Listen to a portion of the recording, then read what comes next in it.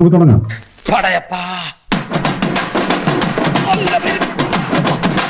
ഇനിയാണ് തുടക്കം. ആയിക്കോട്ടെ, ഇന്ന് നമുക്ക് ഇവിടെ തന്നെ കൂടാ.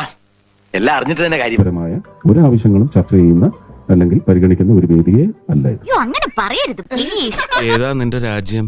കോഴിക്കോട്. കുതിരവട്ടമല്ലല്ലോ?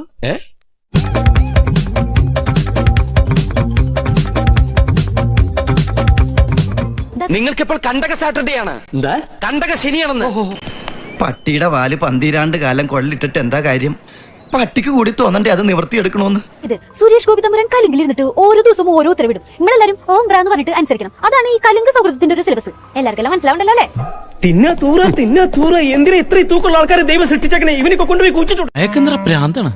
അയ്യോ പൊന്നു മോനെ, പ്രാന്ത് എന്ന് പറഞ്ഞ ഈ സൂക്കേടിനെ കുറച്ച് കാണരുത്. ഇത് അതുക്കും മേലെ.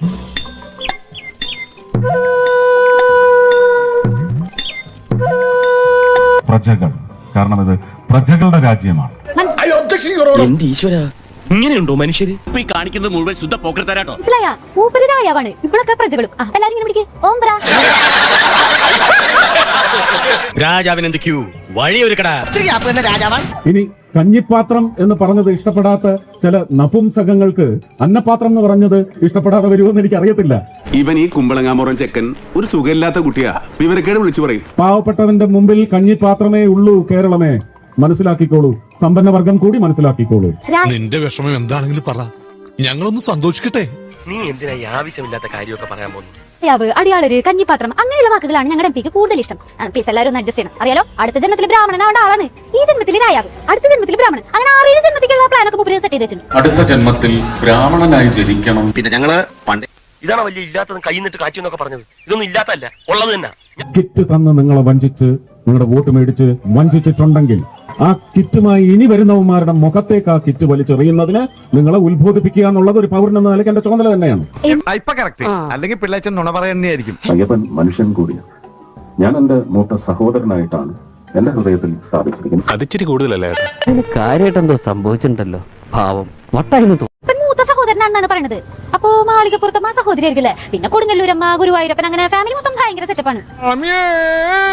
പാച്ചേട്ടാ, അവമാനിക്കരുത്. ഞാൻ നല്ലൊരു കുടുംബത്തിൽ പറഞ്ഞവനാണ്. നീ നല്ല കുടുംബത്തിൽ പറഞ്ഞു, ഞാൻ പിന്നെ മറ്റേ കുടുംബത്തിൽ പറഞ്ഞാണല്ലോ. എന്റെ പെരുമാറ്റത്തില് എന്തെങ്കിലും പന്തികളുണ്ടോന്ന് ഒന്ന് നോക്കിക്കേ. വ്യക്തികൾക്ക് തലോടൽ വേണമെങ്കിൽ കേരളത്തിന് ഭാരതീയ ജനതാ പാർട്ടിയുടെ ഒരു മുഖ്യമന്ത്രി ഉണ്ടാവണം, ഒരു മന്ത്രിസഭ ഉണ്ടാവണം. കൂടെ താമസിപ്പിച്ചേ ഞാനൊരു വഴിയിലായി. ഇനി വയ്യാവേലും കൂടെ ഞാൻ എല്ലാരും പാടാ, എല്ലാവർക്കും തരടാ.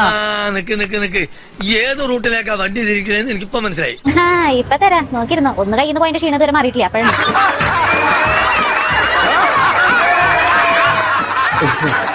എന്നെ വിശ്വസിച്ച് എന്നെ വേണം തല്ലാൻ. 8 വർഷമായിട്ട് നിങ്ങൾ എന്നെ ടോർച്ചർ ചെയ്തുകൊണ്ടിരിക്കുകയാണ്. ഇപ്പോഴും കമന്റ്സ് പറയുമ്പം പോണ്ടിച്ചേരി എന്ന് പറഞ്ഞ് കയറി വരും. ഈ പാപത്തിനൊക്കെ നിങ്ങൾ എവിടെ പോയി ഇനി എന്ത് കഴുകിയാലാണ് ദൈവത്തിൽ നിന്ന് കോപമേൽക്കാതിരിക്കുന്നതെന്ന് എനിക്കറിയത്തില്ല. എങ്കിലും പണക്കാരെയും ഫേമസ് ആയവരെയും ബഹുമാനിക്കാൻ ഈ മലയാളി കിഴങ്ങന്മാർക്ക് അറിയില്ലല്ലോ. നിങ്ങൾക്കൊക്കെ ഒരു ധാരണയുണ്ട് ഞാനൊരു എടുത്തുകാട്ടക്കാരനും പക്വതയില്ലാത്തവനുമാണെന്ന്. എന്റെ ബുദ്ധിപരമായ നീക്കങ്ങളൊക്കെ ഇനി നിങ്ങൾ കാണാൻ തുടങ്ങുന്നേ ഉള്ളൂ. വീഡിയോ ഇഷ്ടപ്പെട്ടെങ്കിൽ നിങ്ങളാൽ കഴിയുന്ന സംഭാവനകളെ ലൈക്കായും ഷെയറായും സബ്സ്ക്രൈബായും ഒക്കെ തന്നേക്കണേ. ഒരു ചുവന്ന സ്വിച്ച് കാണുന്നുണ്ടോ? കാണുന്നുണ്ട്. ചുവന്ന സ്വിച്ച് അമർത്തി.